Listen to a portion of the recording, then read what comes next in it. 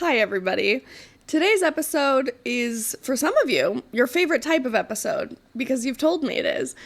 Today is just going to be a compilation, a Mod Podge, just combination, pasted together sections that I never published. Because what ends up happening is I'll sit down to record an episode and I'll be rambling about something and then I'll get interrupted. Or the stress of my assignments will get to me, like it'll enter my consciousness instead of just relaxing in the subconscious. And immediately I'm like, you know what, I should be an adult and actually do what I need to do today rather than talk to the wall into a mic. Even though that is way more fun to me, I do have responsibilities, or I have to go to work or whatever it is. So what ends up happening is I'll record just like 10 minutes of something or 20 minutes or 15 or whatever. And then I kind of forget about it. It's just there existing on my drive. And then, when days like today happens where I'm like, okay, I really want to produce an episode, but I don't have time to sit down for an hour. Then we get these beautiful creations of some random stuff being thrown together. So that's what you get today. One part is, oh gosh, I'm trying to remember now. Let's see, an interview that I did, someone interviewed me, my friend Rose, who was a journalist student. Now she is graduated and an actual reporter for a newspaper. She interviewed me just for a school assignment that she had, so I just slapped that in there. I think I rant about a paper I was doing 5 months ago. Oh, Taylor Swift's new album, we discussed that. Honestly, I laughed out loud when I listened to that back of what I said. You'll see why. You'll get me when you listen. Because the way that is clipped, I have my immediate thoughts literally 30 seconds after listening to the album, and then you're gonna hear my 5-second little ditty, and then you're gonna get me 3 weeks to a month later, immediately afterwards, with what I'm saying. Guys, it's so funny. So that one's great. And then you'll also get me reviewing some TV shows and stuff I watched a while ago. And guys, I do have to preface, I'm so sorry. My washer was on when I recorded that original section, and I was going to delete it, but it also was content that I really didn't want to remake because I talked about a lot of different shows during that time, and I don't feel like doing it again. So listen, apologies. I have repented, and I have never recorded again with my washer on, but there is a small section where I think it's when I'm talking about the Thursday Murder Club, where my washer goes on turbo mode. And I just need to let you know it does not last the whole time, okay? It's probably 1 minute of the audio that actually is there for on the turbo mode setting where it's really annoying. But everything else, yes, it's in the background, but y'all have screaming kids in the background of your everyday life. So I am reminding myself of that and telling myself that it's okay, that I did my best, and that was my bad, that I was not conscious of how loud that washer was. So, you know what? I will never wash my clothes again. My window is shut. I'm always sweating to death when I'm recording these podcasts because turns out my audio quality on this mic is just too good. It's too good, and my editing skills are too bad for me to be able to record with background noise because I don't know how to edit it out, and this mic is so good that it picks it all up. So, my bad. Sorry. Okay, with that, we're gonna play my intro song and just enjoy my random assortment of tangents over the last 6 months. Are we kidding?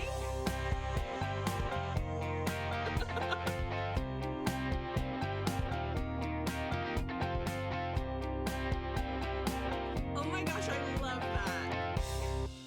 Hello everyone, and welcome back to Life According to Nikki. You guys, I've missed you. I've missed you the past couple weeks. I'm sorry I've been gone. You know why. If you don't and you're new here, hello. I'm Nikki and I'm busy. I also I just have not had the energy. I've been writing papers non-stop. And when I say I'm writing a paper, let me help you conceptualize that. Let me help you understand what that means when I say those words. Because it's not just me sitting down and like, blue, blue, blue, T, G-pap, chat, PPT. Like, no. What it is first, it is me looking up keywords for my topic. So I just barely wrote a paper on erectile dysfunction. And I have to find a minimum of 20 peer review articles that will work for this paper. So first I gotta learn. I'm going and reading all of these articles. And to find 20 that are usable within the last 10 years and that give me what I'm wanting, I have to read at least 30 to get the 20 that are like, yep, these are gonna work. And then nothing's worse than when you're like, yes, this is gonna be perfect, and then you get to the end, to the discussion portion, and you find out they didn't learn anything. They did an entire test, they did all this research, and they're like, and in the end, we learned that we were wrong, and that we actually don't have any answers, and maybe somebody else should study this question. And I'm like, oh, wow, thank you so much for that. I'm so glad I got to spend 20 pages reading all about how this ended up not being helpful. But, I guess not learning something is you learned something. But anyways, so it first consists of me taking about a week. It takes a good 4 to 5 days to really read all this material. And while I'm reading it, I'm taking quotes and I'm posting that onto a Word document just so I can keep myself organized. And in the end, I usually end up with about 35 pages worth of quotes and information from the 30 articles that I read. So that's a lot of content. Then that's when ChatGPT comes in, is we plug all of my 35 pages worth of notes into ChatGPT, and I'm like, okay, organize these for me and, find similarities between these studies and combine all this stuff together so I can really see what I'm working with. And then we start the writing process. And you guys, I'm just not an academic writer. I can write with my own voice all day. Sit me down with pen and paper. Okay, maybe not. Sit me down with a laptop and keyboard. I'm good to go. Sit me in front of a mic. I can talk. I have things to say. But you make me say them academically, and all of a sudden I start malfunctioning as a person. Like, I can't do it. I can't. And to all of you people that are like, just use ChatGPT. Okay, clearly you guys don't understand academic integrity. Not that I'm above cheating, but let's be clear. But when I ask ChatGPT to write something for me, it does not sound like me. So if I really took that, like, that sounds nothing like how I'd say that. You know what I mean? So you end up having to write it yourself anyways, even if you're using the aid of AI, because, AI is not good enough yet to write in my voice. So anyways, that's what I mean when I say I've been writing a paper. Yeah, this process of going from which search terms to use to find the articles, reading the articles, all the way to finished 10-page paper with, a minimum of 20 peer-reviewed sources cited in that paper, that takes a minute. And that takes a lot of brain power, and it takes a lot of learning and ingesting of information and regurgitating that information. And at the end of the day, that takes up a lot of my time. So I have not had time to produce podcast episodes. That's why I said all of that, that's why I've been busy. But I've actually written topics about some really interesting things, and I'm genuinely so excited to have these discussions on my sex ed podcast. So some topics, just to give you a little teaser of what some things I've been writing about are pornography. That one's a big one. I really wanted to do some major research into the effects of pornography, men versus women, because it is very, very different how pornography, specifically visual pornography, affects men and women. It is actually shocking how different it is. So we're going to talk about that, and then I also how it affects specifically adolescent boys, the gray matter in their brains, because I definitely am not into shaming pornography in any way, or even an abstinence only model of pornography. I don't think is actually sustainable for a lot of people. And these 12-step programs that treat pornography like addiction is actually, research is showing that that's not very helpful, which is why we see that there's not a ton of sustainable results, because it's not, they no longer are classifying pornography as an addiction, which I actually think is super great because I agree with that.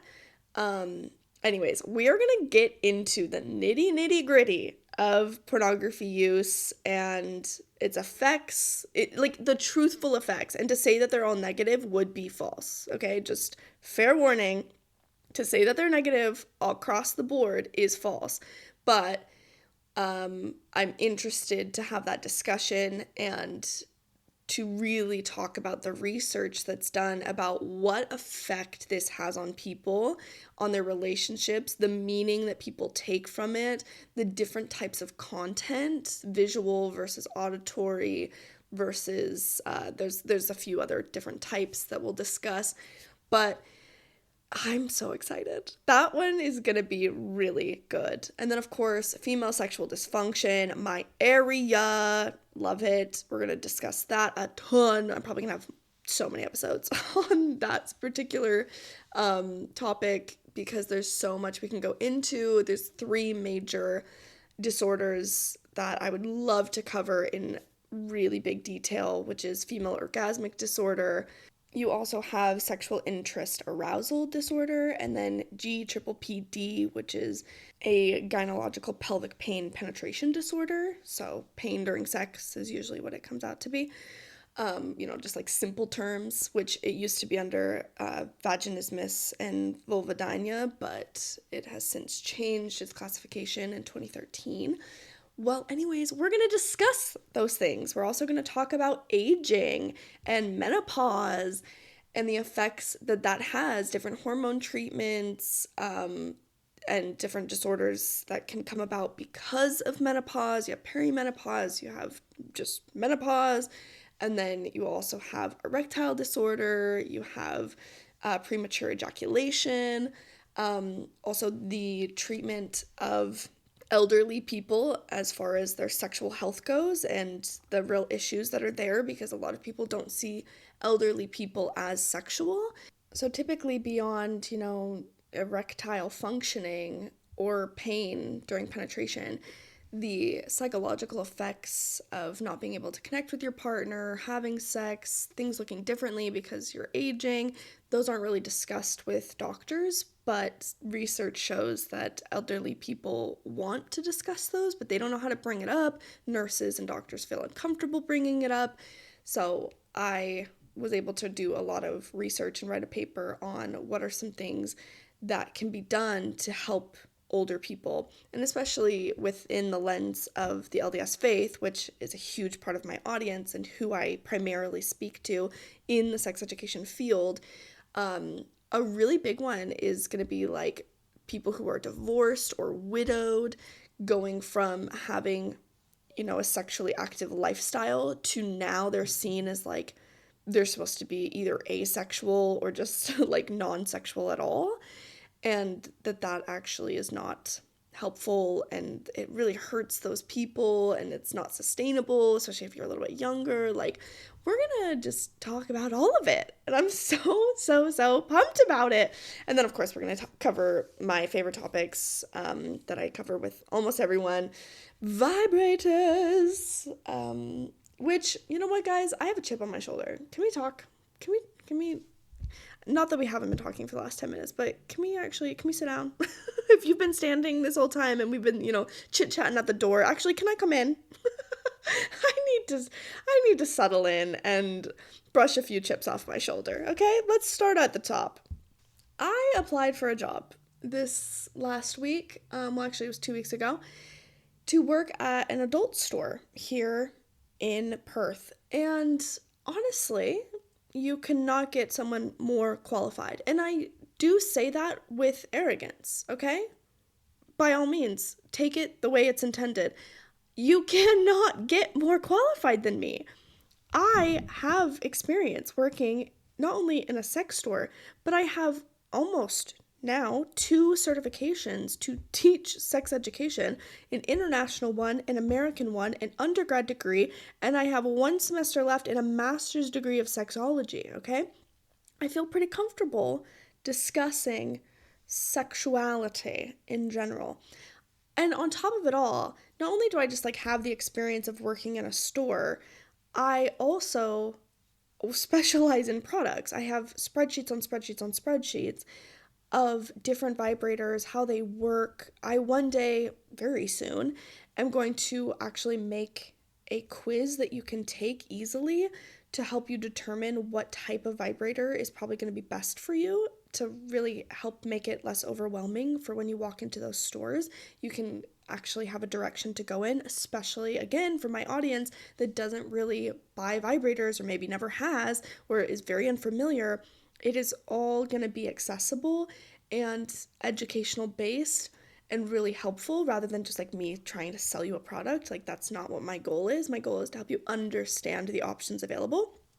And some jobs, they're like, oh, we require like 1 to 2 years of experience or whatever. This one does not require that, because what are the chances that someone has experience working in a store, an adult store, a sex store?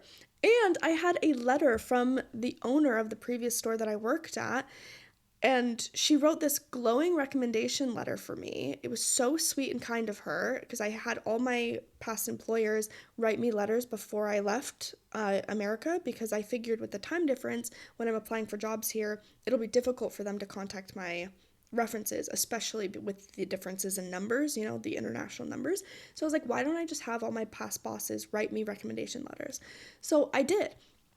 And I had her write me this letter. It's a glowing recommendation letter. I mean, I went in every single morning to that store before it opened. I was there at like 6:30 in the morning to make videos showing how these products work. So what my point is I know these products. And here in Australia, I've been to every single sex store that is here.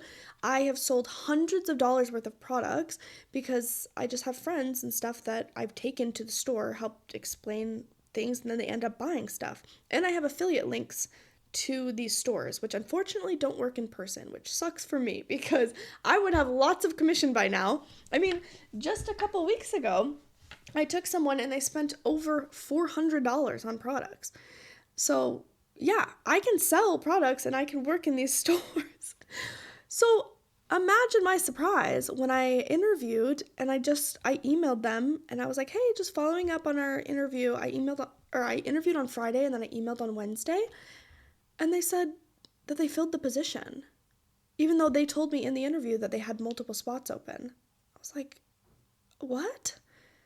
I am baffled. I am so confused. Can somebody please explain? And that's the thing, is I'm going to email them and I'm going to ask, and are they going to tell me the truth? No. Why would they tell me the truth? Because, I don't understand. What your justification? I literally was saying, I will work on Christmas Day. I am here for all of the holidays. Your busiest day of the year is Christmas Eve. I will happily work my birthday, by the way, Christmas Eve, because I need the money. I'll work Saturdays. I will work any shift you want. I will do anything. I am so here for all the holidays when you have all of your employees taking work off for vacations and stuff. I have no family here. I will work and I can do unlimited hours with my visa. But no, apparently I am not wanted. And honestly, guys, this is a first. This is a first, which may be a good formative experience at, almost 28 years old, being turned down for a job. But I'm sorry, I am not someone that just goes down lightly. I'm if I was wrong for the job, okay, fair. But I'm literally the most overqualified person that's ever walked in that building. and they didn't let me get I'm like, what? Oh, I'm so frustrated because now I have to find a different job. And at least that one was in my field. So and again, I knew 90% of their stock inventory. Like, I've been to all of the stores. I know what they have available. I already know the brands. There's only like 2 brands in Australia that I don't know that these stores sell. So I've been doing some research on my own, but it would be really helpful to work in a store to be able to feel the demos. But no, I was thwarted. But I guess I just gotta trust that, God's got a different plan. Something else is gonna work out great. But yeah, I'm a little stressed, to say the least, because I have to get a 4th job to work this summer. So that way I can pay for my next semester, because right now I don't have money to pay for next semester. My final semester of my master's, I don't have money for that. So yeah, we're all gonna witness in real time the miracle. We're gonna need another one, okay? We're gonna need another one to come through, because I don't have money to pay for next semester. I need $10,000. Which, when I say that out loud, guys, I want to throw up. Like, I can't tell you just how stressful this is. Being here, pursuing my passions and my dreams, and being like, if it's serving a purpose, like, I'm doing this for a reason. This is my calling, all of this. And I feel that. And that's why I've been, good. But now here we are once again. It's been 11 months since I had a really big, ginormous, not panic attack, but like on the edge of sanity crisis, because this was me before I left. Because I had no way to pay for it before I left. So, took out a big fat loan that come December, I'm not going to be able to make my payments on anymore because I will have run out of money. And then I got to somehow come up with $10,000 by February. Oh my gosh. I can't believe this. Oh gosh, guys, I used to be a functioning adult with like a savings, and I sold it all. I got rid of every single bit of it. I am in a mountain of debt now that I feel buried by. Oh my gosh. But you know what? It's gonna be okay. It's gonna be okay. As I'm like wiping away tears. But it's all gonna work out. I was able to get a job within a couple weeks of getting here, which was a huge miracle. And I got 3 jobs. And hey, guess what? The car, the amazing free car that I've been using since literally, I think it's March that I've been using it. No, May. I've been using a car since May. The girl, Rebecca, shout out, my girl. She ended up getting a job with the grain harvest in the South. So I get the car all the way through January. So that's going to be great, especially with this 4th job that I need to get. I'm just going to be working nonstop. So please, I beg of you, please sign up for my Patreon for my sex ed. I promise it's going to be worth your time and your money. But more importantly, I need you to throw that like $5.99 my way. I need it in such a real, tangible way that this is me on my knees begging you, please, even if you're not really interested in sex education, like, spare some dollars for your girl, all right? Please. I need your money. I need your handout. I've never been in this position before, and it's very humbling, but I will graciously accept any penny thrown at my feet, okay? I am so desperate. I have never been this desperate in my life. Can you hear the earnestness in my voice? Can you feel the tears in the back of my eyes? I am so broke. I don't have a car when I go home. You guys, I'm gonna be in freaking Utah County without a car. That's how desperate I am. I'm like, I have to figure this out, because I'm going home to less than nothing. So something has to happen here so I can at least pay for my schooling to make the sacrifice worth it when I go back home to no furniture, no car, can't pay rent, gonna have to move back in with my freaking parents at 28 years old. I can't. Oh, I can't. You know what? It's okay. Sorry, I'm like expressing this out loud right now for the first time in a minute, and I'm so overwhelmed. I am panicking, but also it's okay. It is kind of fun to see just so up close what God is doing with my life because I am very, very involved. Sometimes in the past, I would say I've been very passive, like things have just kind of happened and worked out and like been great. And I'm like, hey, thanks God. You guys are the best. But now I'm like freaking, I am so invested. I'm on the edge of my seat, notebook, pen in hand. Like, please, anything that you say, I will do, and I will do anything. I am needing some miracles and some guidance and some big things to happen. And you know what? They have been happening. The evidence is there. So you can bet everything you own, now is not the time where I'm going to start to doubt. No, this is the time where we go forward, push it even harder, and just trust. Woo, I am trusting that somehow, in some way, $10,000 is just going to land in my lap. I'm willing to work hard for it. That's fine. It doesn't have to be handed to me. Although I'd love that and prefer that. Absolutely. If someone if someone's listening to this podcast and me like gripping the mic, if someone rich is listening to this podcast, or if you know somebody rich and you're like, hey, grandma, grandpa, or mom, dad, or husband, or wife, or whatever, you tell them, hey, listen, there is this woman named Nikki, and she's really going after her dreams, and I think we should invest in that. And she is drowning in financial debt and hardship, but her vision is clear. So if we invest now, then we will reap the rewards with her. And then you can hand me all that money. And I will use it for good. That I can promise ya. So yeah, if anyone would like to just throw, 10 grand my way, you know my number, you know my DMs, like hit me up, man. Hit me up. And maybe I should start DMing back these sugar daddies in my DMs, being like, hey, want to be my sugar baby? Like maybe, is this from God? Maybe this is exactly what I've been asking for. No, I'm kidding. Okay, all right, enough of a rant on that. Can't believe I didn't get hired. Getting more and more desperate by the day. Guys, I mean, I've just, it's gotten to the point where last night I like woke up in such a panic because in my dream I was checking my bank account and there was just nothing in there.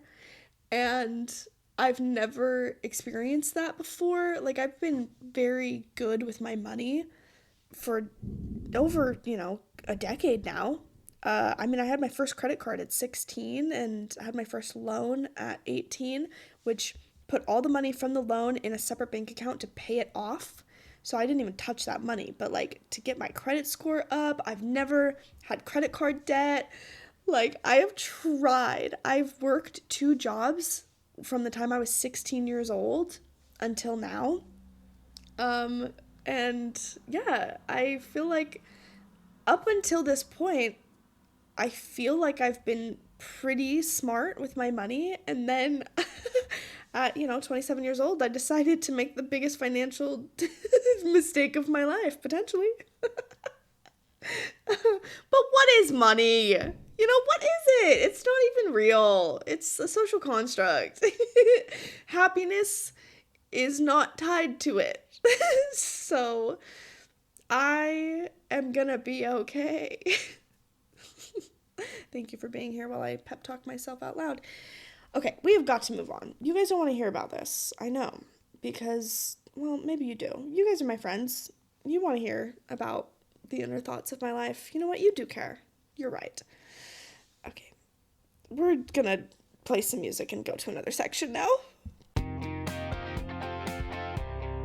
Okay, next, I'm actually just gonna plug in a part of an episode that I did, oh gosh, it was a couple weeks ago. It was right after the new Taylor Swift album dropped. So let me plug that in here, and then I'm gonna give you my response now on November 2nd is when I'm recording this.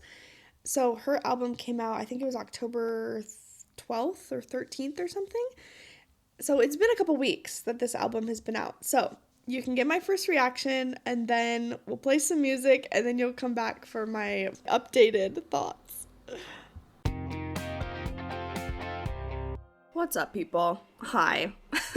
I wish you could see me right now because I am actively painting my nails as I speak. You know, I've got the washer going on in the background. It's way too loud. You can probably hear it. The hustle and bustle of outdoors because my window's open. Won't be closing it, just as an FYI. And I just finished the new Taylor Swift album, like literally seconds ago. It is 12:46 in the afternoon, because lucky for me, I live in Australia, which means I did not have to wait for the midnight release. But yeah, I had to just wait for the noon release in the afternoon. We just finished. By we, I mean me, myself, and I, because as we know, I talk about myself in the plural. And we need to talk about it.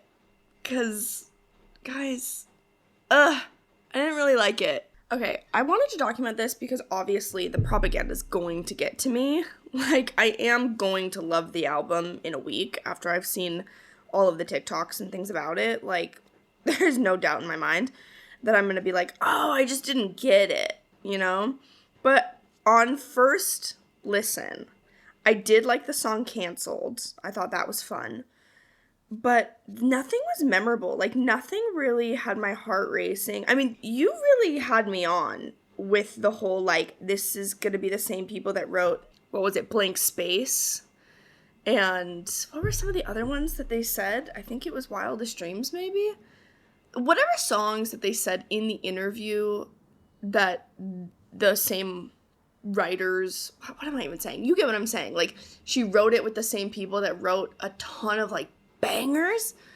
Obviously, I'm expecting bangers. And freaking Travis Kelce, what the heck, man? Because you told us we were going to be bopping around our kitchens this summer. No, I'm not. There was not one song that, like, was giving to me. Also, I'm so sorry. That bus in the background. You know what? It is what it is. It's so effing loud in this new room that I'm in. I mean, I love it. Don't get me wrong. Like, ooh, sorry. Let me just look up real quick. I'm not complaining, God. I love it. But it is a bit loud. It's loud over here on this side of the building. And also, the bus is at 6 in the morning. But you know what? Earplugs were invented for a reason. And I own them, so it's okay. But whatever, we're just ignoring the background noise, okay? Just ignore it. That's what I do. I'm just kidding, I never ignore anything. You kidding me? I bitch about it and moan about it, and then I somewhat forget that it exists because I drown it out with music and other things. Okay, back to the topic at hand. Yeah, it was underwhelming. I felt very similarly with the Tortured Poets department, the, 50 million songs on that album. Now, of course, there were some that I ended up enjoying and still listen to. The Smallest Men Who Ever Lived, Loss of My Life. Like, the edits go hard on some of those songs on Instagram, so I'm here for them. But this one, I was wanting Blank Space. Like, that song, when 1989 dropped, and I listened to Welcome to New York, Blank Space. Hold on, let me look this up. What are the songs on 1989? Oh, Style? Out of the Woods. I'll be out of the woods. Also, Out of the Woods, side quest on Conversation. That song being played in the final scene of The Summer I Turned Pretty when she's, like, running after Conrad. Oh my gosh, that did something to me as a person. And the next day, I was in my car driving, and I was just jamming to Out of the Woods. imagining that scene, just picturing it, running it over and over again in my head, I probably looked like the most delusional happy person in my car, which good for me. Like, if you were pulled up next to me, you're welcome, because I was having the time of my life listening to that song and remembering how that scene made me feel the night before. Even the Lover album, Cruel Summer, The Man, those are some bops. You need to calm down. I was not calm when that song came out. I did miss the Reputation album drop because I was on my mission, and then of course I came back and was like, I was in my little mission state that you're in, and so I listened to the Reputation album after I got home, and I was like, oh, this is not virtuous. So that one like never slapped for me in the way that I think it would have, just timing wise. Now, having listened to it back, now that I'm not in my mission bubble, we're like 10 years past that, there are some songs that I do enjoy, but obviously Dress from, again, Summer I Turned Pretty, that one I've been listening to the last couple weeks, really for the first time. I didn't really like it on, my previous listens, but clearly I didn't see the vision. I didn't see that this was one day going to be on top of a scene of Belly and Conrad having sex for the first time. And when it says, when the music pauses and then he says, I dream of this, of you, or something like that. Oh my gosh. That was peak television. That was one of the greatest things. That, like, in my rankings in my head of just, like, some of the best directed scenes for the female gaze, that's up there. You want to know what else is up there? Still, to this day, is gonna be the kiss from Nobody Wants This. That season 2 is coming out soon, and I am psyched about it. And I actually think I'm gonna rewatch it because, duh, I binged that so fast. That was such a good series. But the kiss and Nobody Wants This, are we kidding? Also, I have never seen New Girl. Like, obviously, I've seen episodes here and there, but I've never seen New Girl. But I was scrolling on TikTok Instagram Reels. Don't worry, my diction is switched. It's like someone being like, I was taking heroin. No, sorry, it was just Coke. So anyways, I was scrolling on Instagram Reels, and I scrolled past a reel of Nick and Jess's first kiss.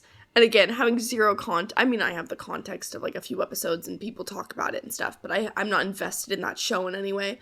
But watching that reel, I was like, you know what? I think if I watched this show, this kiss would land in some of the top best kisses for sure. Yeah. What was I going? Where did we start this? I'm looking at my phone. I have Reputation tour pulled up. Yeah. Taylor. Yeah, I just didn't love it. And that's okay. And I probably will, and again, a couple weeks, enough people are going to post about it. They're going to have their lyric videos and their reaction videos, and then I'm going to be like, you know what? Yeah, I just didn't get it. And then the world will be right again. But I think the moral of the story is you don't have to like everything that someone produces, It's the same I feel about Emily Henry right now. Emily Henry and I, we're besties. I love her books. I love that girl. Like, yes, I subscribe to her weekly, well, it's more like monthly, whenever she feels like it, which I support fully. Her email, was there a longer way to get to the word email right then and there? I was like, I subscribe to her blah, blah, blah, blah, blah, email. So she has like a subscription email. I don't have to pay anything for it. She does have a paid for version, which I don't pay for, sorry girl. But she just sends out, it's called her grocery list, which I actually think is a really fun play on words and things, because, people are like, oh, I'd read your grocery list. I think that's where she gets it from, my guess is. So yeah, she sends out just like her announcements and her thoughts and stuff of the month. Usually it's like book release announcements and things. And then she has at the bottom like some groceries that she loves and she's been buying. Well, anyways, I eat that crap up. I love it. But I have not enjoyed the majority of her books that have come out in the past, 4 years. So, you know what? I do support her. I will continue to read what she produces because I know that she has it in her to produce something amazing, because one of my favorite books is hers, Beach Read.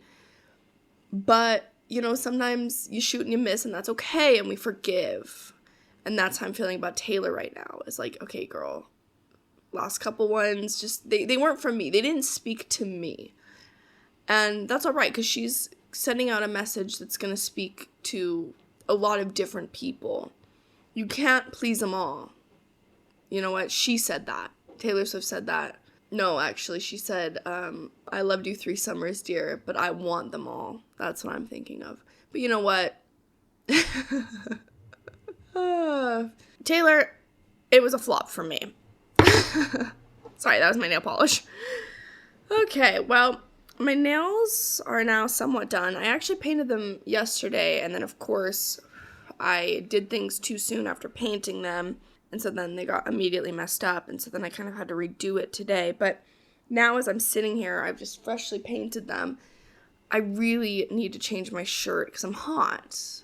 I guess I could turn on the AC, but that would require me to get up. But how am I supposed to take my shirt off with nail polish fresh on my fingertips? You know? Ugh. The girl problems. Well, here we are, just a few short weeks later, and I was completely correct. That propaganda got to me so hard, and I'm so happy about it. I love this album. I love this album. It's so fun. The Fate of Ophelia. Yeah, I've been bopping to that. Let me look this up really quick. Taylor Swift, The Life of a Showgirl. Okay, so my top ones, of course, are Fate of Ophelia, Opalite, Elizabeth Taylor. Growing on my list is Father Figure, Life of a Showgirl. Wishlist is fun. Canceled, actually, I haven't listened to that one as much, which is funny because that was one of the only ones that I liked that first round. But the only one I don't think I love is Wood and Eldest Daughter. But everything else, love. I love them. There is something in them. I don't know how she does it. Because, yeah, I really didn't like them at first. And I was like, meh. But now, I don't know if it's just like frequency of hearing them because it was all over my feed or what. I don't know what it is, but I can't get enough. And I've really been enjoying listening to them. So don't worry, guys. Anybody who was worried about me and my love for Taylor Swift, rest assured, everything's been set right in the world. I do like the new album. So all good. We're all good over here. So welcome to Cats Out of the Bag. I'm your host, Rose Batani. Today we're joined with a very special guest, Nikki Kelly. She has flown over all the way from Utah here to Perth to study her Masters in Sexology. So Nikki, you've come to Perth from Utah to do your Masters in Sexology. Mm-hmm. What made you want to do, study in sexology? You know, Rose, I heard that you were going to be here, and I thought, I need to meet Rose. Oh. I need to go to Perth, because that's where Rose is. And then, honestly, the sexology degree is a bonus. Love it. But Australia really checked a lot of boxes as far as the program goes. It's one of the only programs offered in the world for my degree that's set in the public health space rather than the humanities space. So for anyone that doesn't know, sexology, it sometimes falls under different names like gender studies, and that's going to be the humanities. That's a more commonly known degree. But here it focuses on sexual dysfunction, also like human anatomy, biology, and that's what I specialize in, is sexual difficulties and dysfunctions. So this program I thought would really add to my certification. Plus, it gives me an international certification, and because Australia is part of the Commonwealth, it applies to a lot more countries than just Australia. So it just seemed like a great thing overall. Plus, English-speaking, place. So it seemed like a logical, good place to get a post-grad. Amazing. So people might not know, so you're quite a religious person. Yes. And you're studying sex education. What was that like, and what's the response been from that? Oh, the duality. I think to a lot of people, understandably, sexuality and spirituality are seen as these very antithetical ideas. They are in direct opposition to each other, that one overrules the other. Like, if you are a very spiritual person, then you are almost viewed as asexual, that you would, the purity and virtue can't coexist. Or if you are extremely sexual, very like sex liberal, or very sex positive, I should say, that there's no way that you could also live by any sort of standard that is viewed as sex negative in some different narratives. But the reality is they very much coexist, and that is why I chose this field. As a religious person, I saw that this antithetical narrative causes a lot of discord, I would say, between people, and a lot of inner conflict within religious people when it comes to their sexuality. They have a lot of anxiety about it. They have a lot of false ideas, and there's a lot of myths and misinformation. And coming from that background and being actively religious, I can understand how that happens, how we got here. I can understand also how to speak that language to my people within that space, but help introduce kind of this bridge that I truly believe exists. Not only do I believe it exists, I believe that it's fundamental to who we are. I think we are born as sexual people, sexual beings, that our sexuality is a part of us, and it's a super important part. And the more that we can be comfortable with that and embrace that, religious or not, the better you're going to be able to just exist in the world. The better you're going to be able to make decisions about your own bodily autonomy. The less likely it is that you'll be manipulated and coerced in any way. It's by not talking about something that people are able to take advantage. And if there's ever any fear around a topic and it's being kind of silenced, I think that's a great opportunity for people to be reflective and be like, why is that? Because I don't think that it should be. And that goes for a lot of different topics, but especially when it comes to the topic of sex, it can be very taboo. And for religious people especially, they are a lot of times, they'll either take themselves out of the conversation, or they're just not included in the conversation about sex because of all these assumptions that are made. And so I get to be that person that says, hey, not only are we a part of this conversation, and we should be, but it also doesn't have to be this polarizing thing, that you can be spiritual, you can have standards of whatever they may be, you can, have different religious clothing that you wear, you can have whatever practice that you have, whatever religious sect that you're a part of. Sex can be a beautiful part of that, and it doesn't have to be a nerve-wracking topic. It doesn't have to be contrary to your religious beliefs either. Amazing. So moving from Utah to Perth, what was that like? Oh boy, it was far. You guys are so far from everything. Oh my goodness, to get here, it took me 39 hours. But no, it was good. It was funny because I left in the middle of Utah winter in January. So, I literally had this huge winter coat on. It was freezing cold. We had to scrape the car off in the morning to drive me to the airport. I gave my coat to my mom because I knew I wasn't going to need this big fat winter jacket. And then I hop on the plane and I get here, and it was the week that there was a big, heat wave. And you guys were like, this is the biggest heat wave in so many years or whatever. I was actually dying. I went from freezing cold to overnight, the sun felt like it was 3 meters from me. Is that close? I don't know meters, actually. 3 meters would probably be like from here to your desk. So Perfect. Yep, that's exactly what I was saying. I was going to say feet, and then I didn't want to sound like a dumb American, but I sounded like a dumb American anyways by asking about the meters thing.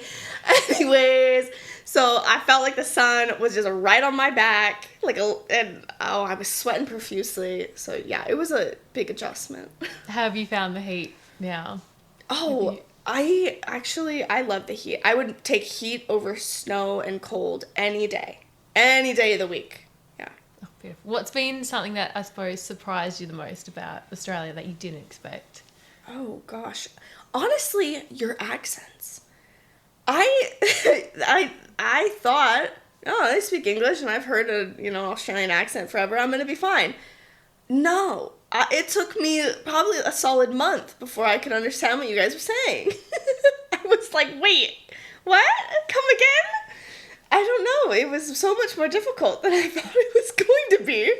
Are you getting a hang of the Aussie slang? I think so. I'm getting there. I have how you going? Oh, do you reckon? Oh, you like that, eh?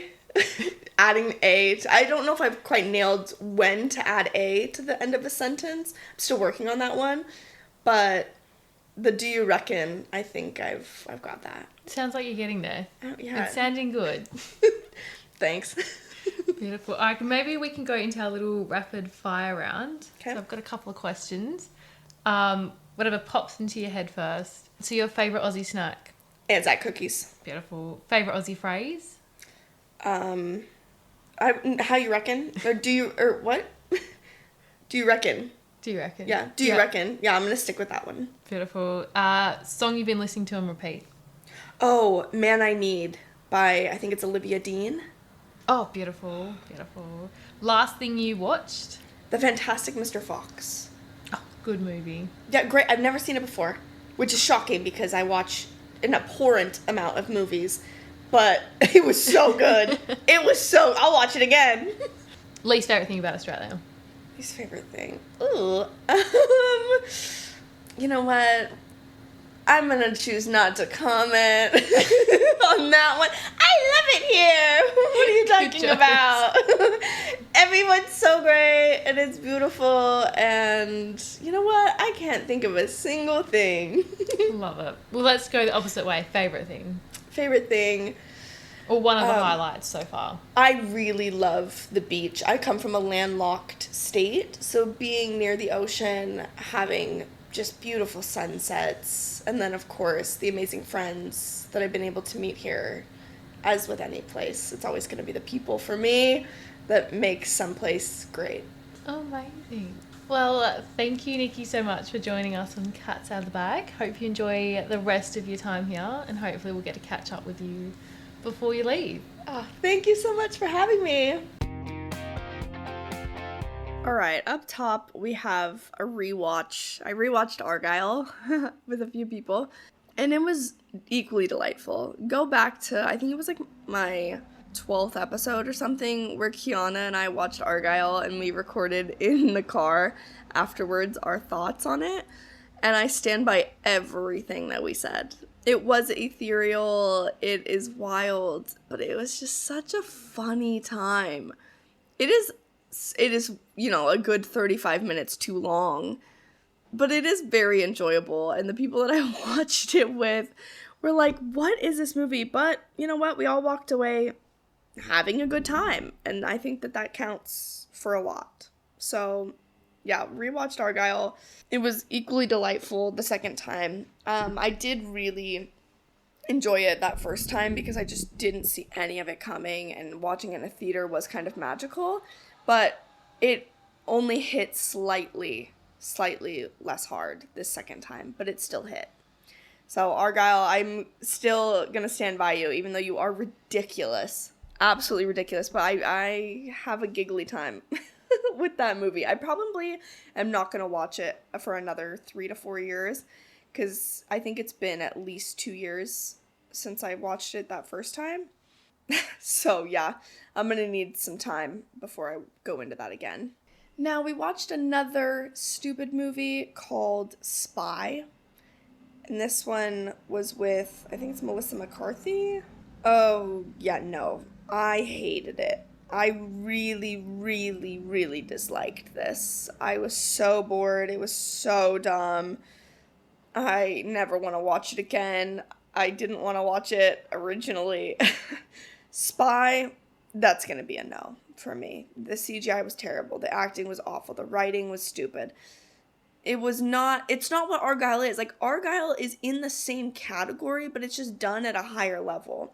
The writing actually has some quippy moments. Like, the acting is actually really good. The CGI is decent for what we're going for. Like, and it's humorous in its delivery. Whereas with Spy, it was like so cheesy and dumb and cringy, and I couldn't do it. I did watch the entire thing because I was in a group of people, but yeah, that's gonna be oh gosh, 2 out of 10. All right, moving on to The King's Speech. This movie, much, much, much slower, very different tone to the stupid humor movies that I was previously. These buses are so loud. This is gonna be the most stupid recording because I don't know how to like get rid of background noise. Could I Google it? Yeah, I've tried before. Okay, don't come at me with your simple solutions until you have worked with Audacity. That's the program I use, and you can show me how to do it. Don't tell me like, can't you just? No, I can't. No, you're wrong. Okay, The King's Speech. I really enjoyed this. This is a historical document. Well, not documentary. It's historically accurate, and it has some really big names. Colin Firth and Helena Carter, the one that plays Bellatrix. And it's about the man who became King George V. So he was the father of Queen Elizabeth II. So, or the third? No, the second. Okay, so Queen Elizabeth, woman who just died recently, R.I.P. You know who I'm talking about. Queen Elizabeth, the queen. The only queen that I've known as I've been alive. This is her father. His brother, like, advocated? He turned away the throne, whatever that word is. Abdicated. I think that's what the word I'm looking for here. He abdicated the throne, but the problem is her father, this man, who is now known as King George VIII. I don't know. See, the problem is with the Roman numerals, I don't know how that works. Oh my gosh, this episode's gonna make me sound so dumb, but whatever. I am dumb. I'm accurately representing myself in some aspects. I'm dumb in some things. But aren't we all? Okay, back on track. Let's start up at the top. Queen Elizabeth. This is her dad. He has a speech impediment. He has a stutter. In this movie, it's a true story. It's about him and his speech pathologist who was there to help him and teach him new techniques. A speech therapist from Australia, from Perth, actually. How about that?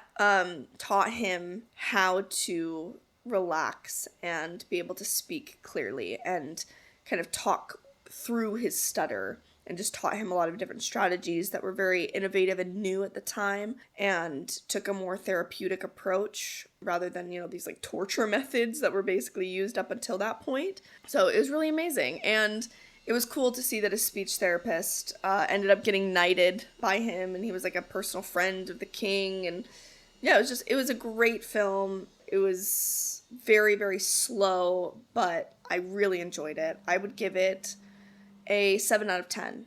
I would definitely rewatch this, but it would have to be with someone that was in it for the historical element, for just like a true heart-wrenching story. But yeah, it was fantastic. Okay, The Thursday Murder Club. I watched that with Manu, who was recently on the pod. Shout out. Hope you're having a great shower, girl. She says that she listens to this in the shower. Thursday Murder Club was a very enjoyable time.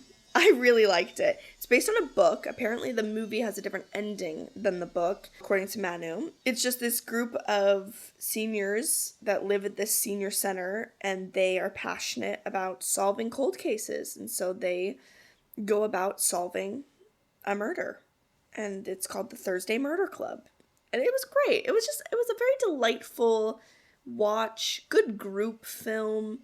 Nothing too serious about it, also nothing too noteworthy either. I would give it just a solid 6 out of 10. Yeah, it was fun. I liked it. If you're bored, it's a good background movie, I think, for, you background watchers. Thursday Murder Club was fun. It was a good suggestion, and I'm glad I watched it. I don't know if I would necessarily, promote it a ton to others. I'm kind of, I guess, indifferent. I'm positively indifferent about it. It was good, but I have nothing remarkable to say about it. Okay, I also watched Thunderbolts, the new Marvel movie, because that dropped on Disney+. Honestly, I had a great time. I did.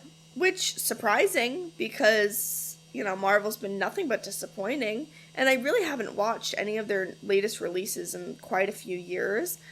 But this one, I was bored and thought, sure, why not? I guess I saw the trailer, and, it has my crush. Not Sebastian Stan, although he is definitely one of them. Is it Louis Pullman? Oh, his picture's not here. I think his name is Louis Pullman. He's Bob. He's Bob on Top Gun Maverick, and he's also Bob in another. I think he's Bob in this. What was his name in this? Robert. Yeah. Anyways, I love him, and I have a big fat crush on him. I loved him in Lessons in Chemistry. Oh my gosh, he was so good in that. I loved him in Top Gun Maverick. I'm a big fat fan of his. And I really liked Thunderbolts. It was a good time. I don't think it's peak, Marvel by any means, but it was definitely, it's going to be in the same as one of the Iron Mans, or what's another one that I feel kind of indifferent about? One of the Captain Americas. It's pretty forgettable, but it was fun and enjoyable and a good time, and it felt like a glimmer of the old Marvel. We're gonna give it a 7 out of 10. Solid. I liked it. I'll watch it again. Absolutely. Okay, going back through, I think everything else, we're caught up now on my movies. Oh, I rewatched Coda, because that one, I had to show to others, of course, for the 7th time. Loved it. Thought it was great. Always a great film. Coda, sign language, it's just Oscar winner. It's amazing. If you haven't seen Coda yet, that one is definitely worth the watch. Highly, highly, highly recommend. I think I've rated it before, an 8.5 out of 10. Fantastic. K-pop Demon Hunters. Yeah, we've already caught up to that. So now I have, the shows I'm currently watching. Wednesday, I'm rewatching right now in preparation for season 2. I'm currently watching The Pit. It's a medical drama. So that review will be coming soon. I don't know what episode I'm on. It's interesting because, it's 15 episodes, and each episode is 1 hour of a 15-hour shift. So, episode 1 is hour 1, episode 2, hour 2, and it's just, one shift is the entire series, or the entire season. And I really like that. Such a great concept. And I'm enjoying it so far. I'm on episode 9, I think. So that should be coming soon. And, okay, you know what? We need to talk about it. Let's end today's episode where I have began almost every episode for the last, 2 months. And that is with The Summer I Turned Pretty. The finale happened. It came. It was beautiful. And now it's over. Thank goodness they're going to do a movie. That was very, very exciting to have that announcement on Instagram. But ultimately, I do think the ending was rushed with trying to tie everything up in a knot. We did not need the AirTag episode. We could have done without that. Honestly, I think we could have wrapped it up so much better had we not had the AirTag episode. But I think everyone is in agreement on that. But ultimately, they got together. And that's what we wanted this whole time. That's what I wanted. It was good. It was a really good time. Probably my favorite part is the fact that while all of this was going on, right? Like, it's these weekly releases, everyone's talking about it, there's all these events, blah, blah, blah. People around my accommodation, they're all talking about it. I got 2 different guys to watch this entire show. They both binged it, completely separate. One's from church, one's from my college. And it has just been so delightful to hear both of their takes on the entire thing.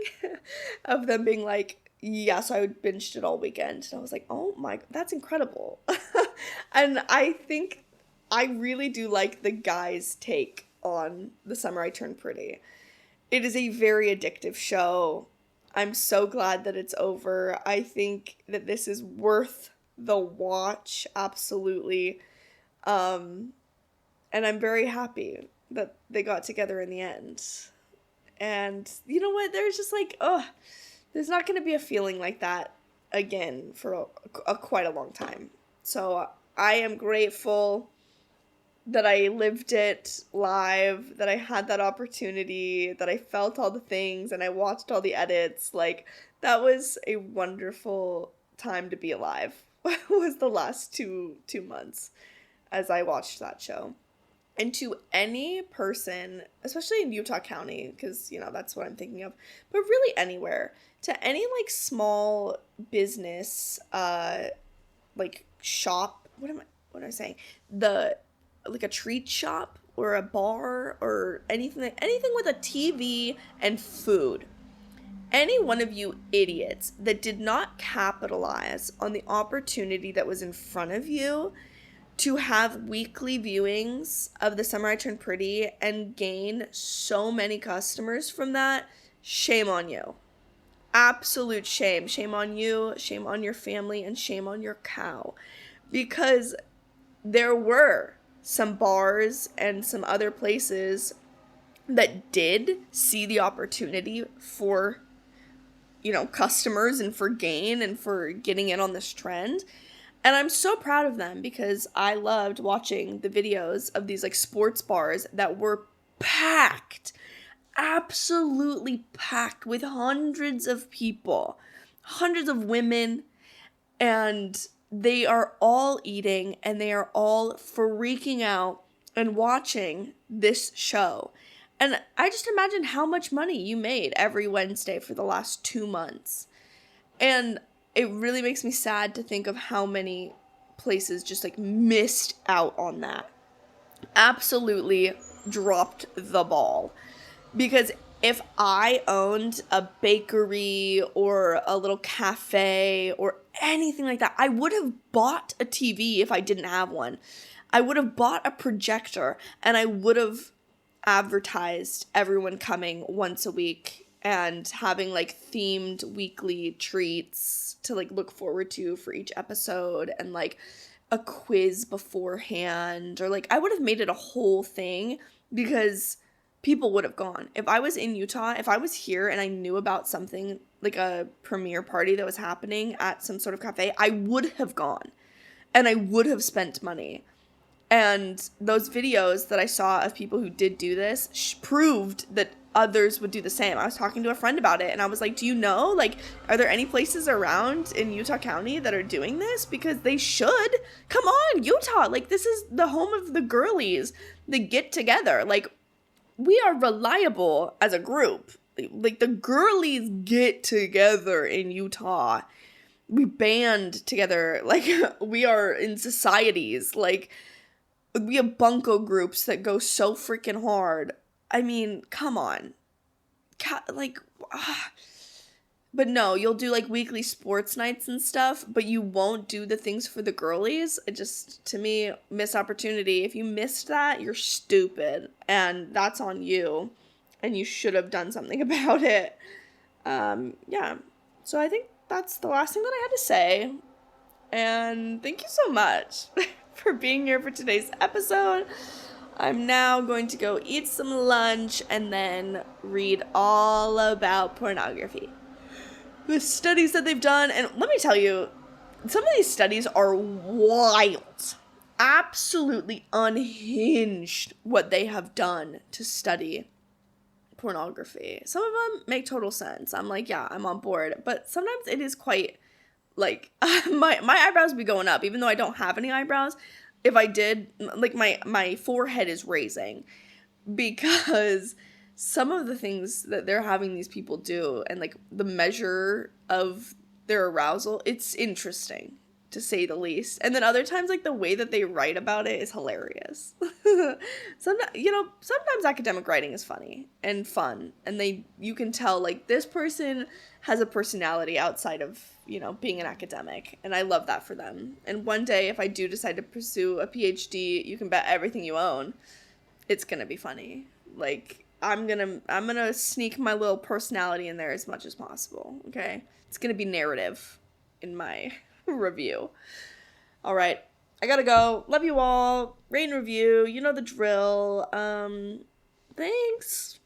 Wish me luck on my finals, which my finals are just more papers. So wish me luck on my final 3 papers that I have due in the next 2 weeks that are each 10 pages and require a minimum of, 20 peer-reviewed sources. Yeah, I'm gonna need those prayers. Send them on up. Okay, these have been my thoughts on life, because this is Life According to Nikki. Bye!